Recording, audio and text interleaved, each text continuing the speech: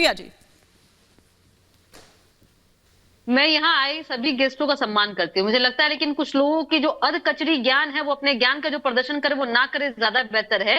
कि बिहार से जनता दल यूनाइटेड ने किसी का दरवाजा नहीं खटखटाया है और जनता दल यूनाइटेड बहुत ही बेहतर तरीके से सरकार चला रही है, ये आप जान लीजिए। ये आपके दरवाजे खुलते और बंद होते हैं, आपके फरमान जो होते हैं आंख दिखाते हैं, वो आंख आप नीचे खुद कर लेते हैं, हम कतई नहीं करते हैं। हमने अभी भी कोई स्टेटमेंट नहीं दिया, ये आप जान लीजिए। तो फिर आरजेडी का साथ क्यों छोड़ रहे हैं? लोगों की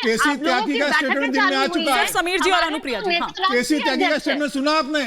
उन्होंने स्पष्ट बोल दिया है एक साथ ऐसे सब एक साथ बोलेंगे। सिर्फ समीर जी और अनुप्रिया जी, सिर्फ समीर जी और अनुप्रिया जी स्क्रीन पर, ऐसे में सब एक साथ बोलेंगे। आप मुझे ना बताएं कि मैं केसी त्यागी का बयान सुना आपने? सुबह उन्होंने स्पष्ट बोला है इंडिया गठबंधन तार-तार हो चुका है और कांग्रेस की गलती के कारण गठबंधन टूट रहा है। आप सुनिए मेरी बातों को, आप सुन लीजिए। आपके सारे सांसद जेडीयू के बयान दे रहे हैं। अच्छा एक सेकंड, अनुप्रिया जी आप कह रही हैं कि आपने किसी का दरवाजा नहीं खटखटाया, तो अगर आपके पास कोई प्रस्ताव आया है, आपका दरवाजा खटखटाया गया है, क्या प्रस्ताव आपको दिया गया है जो इतनी दूरियां आपकी अभी मौजूदा सरकार के साथ हो गई हैं? हिमानी जी, मैं बहुत स्पष्ट कहती हूँ, मुझे बिल्कुल भी ये किसी के दिशा निर्देश पर चलने के जो मुझे निर्देश दे रहे हैं मुझे जरूरत नहीं। मुझे पता है अपनी पार्टी का लाइन क्या है और मुझे क्या बोलना है।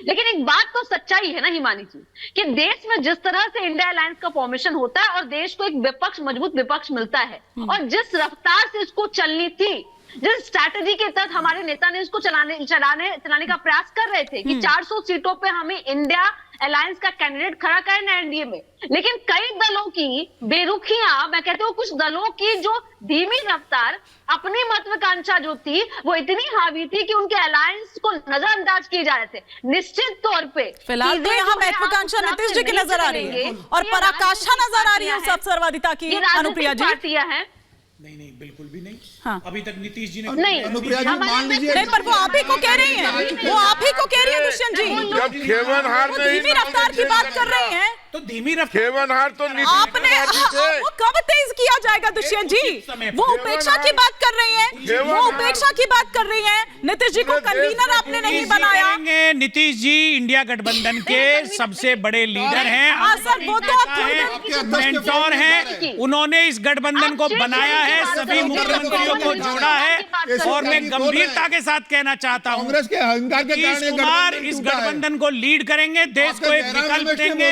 यही सरकार 2024 में बनेगी, आपके जयराम जिसमें बड़ी भूमिका रहेगी नीतीश कुमार जी की। बिहार जयराम रमेश जी ने कहा है कि नीतीश कुमार बड़े नेता हैं, हमारे गठबंधन के सहयोगी हैं। जयराम रमेश जी ने बयान दे दिया है, आपके जयराम रमेश जी का बयान आ गया है, उसको मजबूत करने वाले। अच्छा ठीक है, आलोक वत्स जी अब क्या भविष्य क्या आप देख रहे हैं यहाँ पर INDIA का? नीतीश कुमार जी की रैली जो अनुप्रिया जी जो बोल रही है वो कहीं से तार्किक नहीं है। नागर जी जो अभी हो रहा है प्रेजेंट में, जहां से आपकी वो कहीं तार्किक नहीं है उनका आलोक जी बयान। एक सेकंड, जहां से आपकी वो यात्रा होती हुई निकल रही है ना, वहां से छिटकते जा रहे हैं आपके सहयोगी। कौन छिटक रहे जी? अरे ममता जी वो ये कहती है और अभी यहाँ से गुजरनी है, और अभी यहाँ से गुजरनी है, इसी बात कर रहे हैं आप। किस तरह का गठबंधन है भाई ये किस तरह का गठबंधन है? भारत से भारत को गलत संदेश मत दीजिए। ममता बनर्जी कल तक का अल्टीमेटम इंडिया अलायंस की महत्वपूर्ण सदस्य, इंडिया अलायंस का अंग है।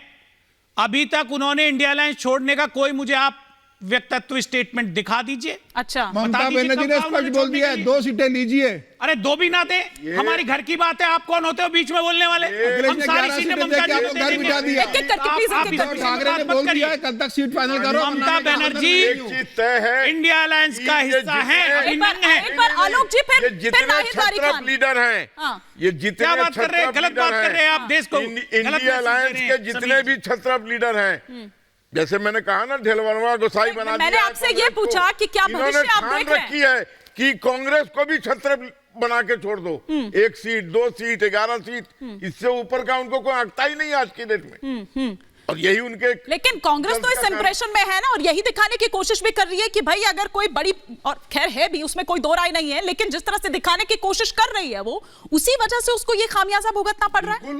हाँ। उसी के कारण सब फिर वो भले ही मना कर रहे हो, नागर जी भले ही मना कर रहे हो, लेकिन ममता बनर्जी हो, उधर भगवंत मान हो, इधर आपके अखिलेश यादव भी आपको वही कह रहे हैं, और इधर नीतीश तो दिखाई चुके हैं। हिमानी जी कुछ नहीं है, सब उत्तर ठीक है। प्रदेश में बहुत बड़ा अलायंस 80 सीटों का फाइनल कर दिया है अखिलेश यादव ने, 80 सीटों का। अब पूरे देश में इंडिया अलायंस में अखिलेश यादव ने एक तरह से लीड ले ली है कि उत्तर प्रदेश को फाइनल कर दिया। कांग्रेस मान नहीं रही है। अजय राय का बयान आ गया है कि 11 सीटों पे हमने सहमति नहीं दी है। अच्छा, कौन अजय राय? अखिलेश यादव। कौन अजय राय? हमको तो 40 अखिलेश यादव वो उत्तर प्रदेश के अध्यक्ष हैं। जब वो राम मंदिर जाते हैं, वो हनुमानगढ़ी जाते हैं दर्शन के लिए, तब तो कहा जाता है हमारे अजय राय, तब तो कहा जाता है हमारे अजय राय।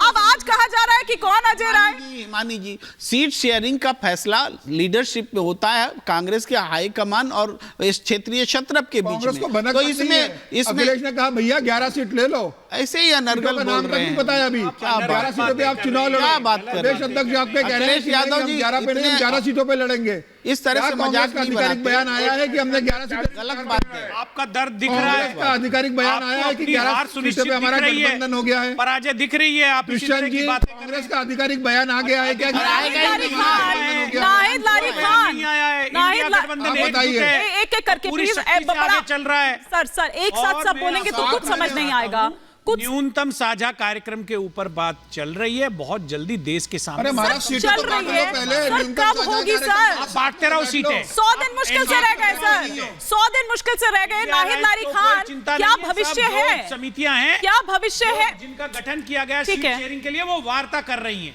हाँ, नाहिद लारी खान सर, ऐसे एक साथ सब बोलेंगे तो नहीं हो पाएगा सर ऐसे डिबेट। हिमानी जी, हाँ जी, हिमानी जी, भविष्य तो साफ है कि पीडीए 72% पीडीए, पिछड़े दलित आदिवासी 92% लोगों ने तय कर लिया है कि भाजपा को एनडीए का पूर्णता सफाया करना है। अब पीडीए ने तय कर लिया कि पीडीए की ही सरकार बनेगी। पिछड़े दलित आदिवासियों ने तय कर लिया है कि भारत में पीडीए की सरकार बनेगी।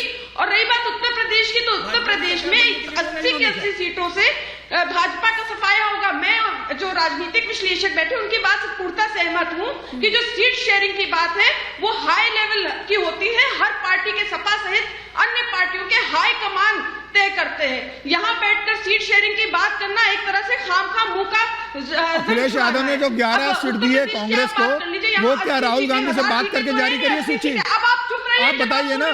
नहीं, वो अखिलेश सवाल यादव पूछ ने रहे जो हैं, नाहिद 11 लारी सीटें खान। दी है, वो क्या कांग्रेस के अध्यक्ष मल्लिकार्जुन खड़गे की अनुमति से जारी करी है क्या? आपके पेट में क्यों दर्द हो रहा है? अरे आपके पेट में क्यों दर्द हो मैं रहा है? प्रश्न पूछ रहा हूं मैडम आपसे। पार्टी के राष्ट्रीय अध्यक्ष जी ने स्वयं अच्छा नहीं, सुनिए ना नाहिद लारी जी, नाहिद लारी आपके जी, पेट में 11 क्यों दर्द हो रहा है? 11 सीट्स देने की बात हुई है ना, उनका सवाल इतना सा है, आप इतना इतना काहे गुस्सा रही हैं? उनका सवाल इतना सा है कि क्या ये आला कमान से तय करके बातचीत कर ही फाइनल हुआ है? इनको इतनी चिंता है गठबंधन की? ये भाजपा के लिए तारीफ करते हैं। अरे अभी तो ये बोल रहे थे बीजेपी की सरकार भाई, ये बनेगी। लगता है कि ज्यादा ही ज्ञानी व्यक्ति हैं। अरे भाई, समाजवादी पार्टी के राष्ट्रीय अध्यक्ष जी ने इसको बताया। अभी मैं बता रही हूँ कि ये हाईकमान, जो सपा सहित अन्य पार्टी के हाईकमान हाँ। जो तय करते हैं, तब